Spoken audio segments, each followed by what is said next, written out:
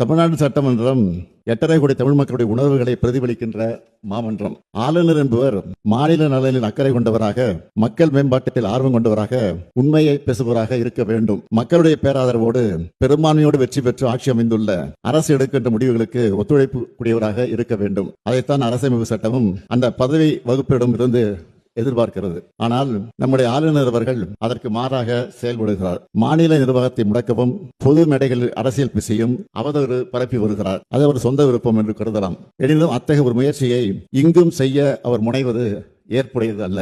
ஆண்டுதோறும் அரசின் சார்பில் உரை தயாரித்து அனுப்புவதும், அதனை முறையாக வாசிக்காமல் ஆளுநர் முரண்டு பிடிப்பதும் தொடர்ந்து வருவது நல்லது அல்ல.